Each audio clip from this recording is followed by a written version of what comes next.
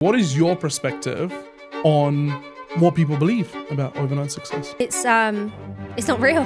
Yeah. Not many things are an overnight success. Like I bet the percentage of things that are actually a real overnight success is like very low in the whole world, right? Most things are a journey, or most things have evolved. Most things have like happened over time.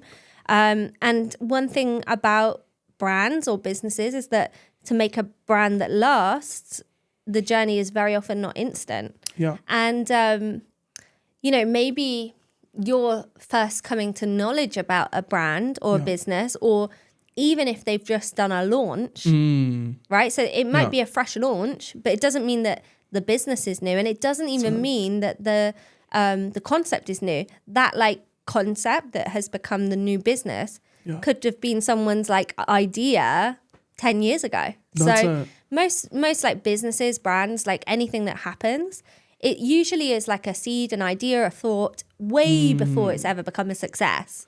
That's so interesting. It makes me think how everybody just believes in this rags to riches type of thought, doesn't it? Yeah. It's just everybody just thinks it's an overnight. You post a TikTok or an Instagram or a YouTube video, it gets 1 million views and that's it, you're set.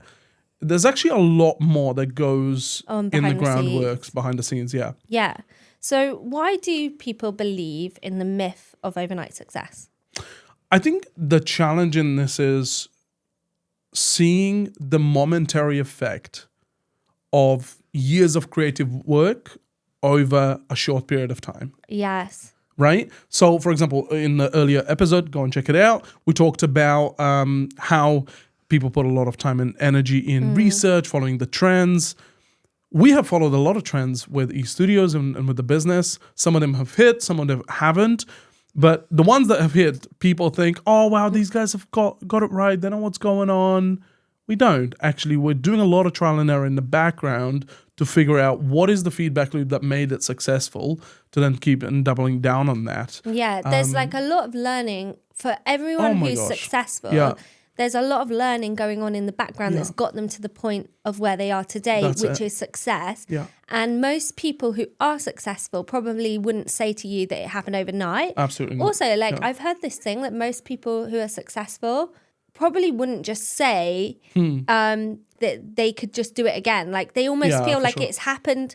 Like they're lucky that it's happened, or like they probably know the strategy, so they could replicate it, but they wouldn't necessarily feel that they're like an expert or that they've nailed it. They just they tried something, it worked, they replicated, they kept trying, they pushed into it. Do you see what I'm trying to say? Absolutely. But then there's also a difference between the overnight success happening and then staying there. Yes. Okay. Right? So let's talk about this with social media. Yeah. Obviously, social media can be a bit of a highlight reel. Absolutely. In our previous episode, we talked about like authenticity on social media, imposter syndrome, those kind of things. So it's like the image that you're curating online.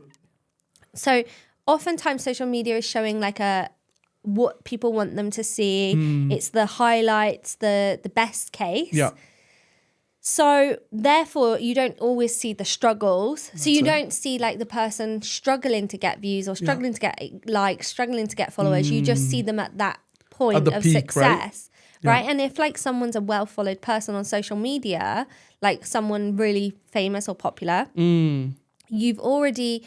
you're now coming to knowledge of them at a point where they've already gone through that struggle.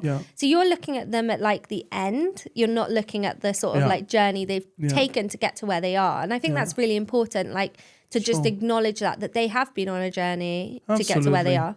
And people often think that, oh, if they can do it, I can do it. But I don't know to what extent they're prepared to put in the early mornings, the late nights, the repetition of conversations. For example, for some of you that are watching this, you might be a business with 10, 15, 20 people, or you might be a business of 1 or 2, and you're navigating the conversation of constructive feedback, or navigating the algorithms or data. How do we manage that to make content successful?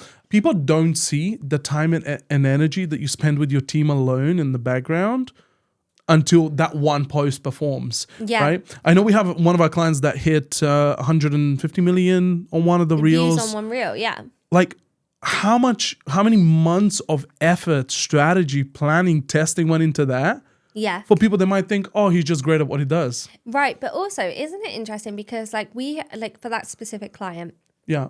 they had like a viral piece of content and then they grew like by like 60K followers because of like a couple of viral pieces of content, which was pretty pretty dramatic decent. growth, That's awesome. like Yeah, a yeah, 60K for sure. increase.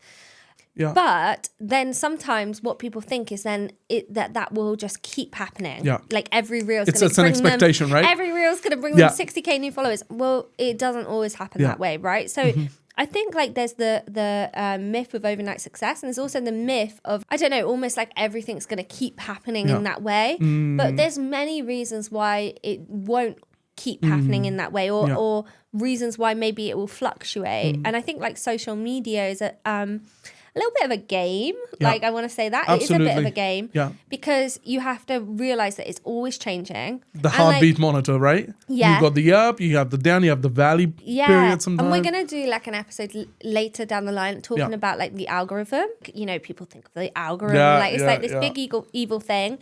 And we're going to unpack that a little bit. But the reality is, one thing is that you are, as a business brand or individual on social media, you're kind of like, you are competing for attention, as we've sort of mentioned in the past. You're competing for attention with other people on social media, trying to get attention. Sure. You're trying to stop the scroll, right? So everyone's scrolling through their content, they're scrolling on their phones. They're like, they've only got a finite bit of time. And you want to command that attention, grab that attention whilst people are on the platform and push them wherever you want them to go. Like for our clients who tend to be service-based businesses, they're going to try and push them somewhere. What you're thinking then is, if you're trying to catch that attention, why would you maybe one day catch attention and maybe not another day? Yeah. And there's so many things happening that could be affecting that. Detrimental for sure. Posting time, an algorithm change, a platform like reconfiguration, who's actually on Instagram at that point of the day, or on TikTok or on Facebook. Yeah.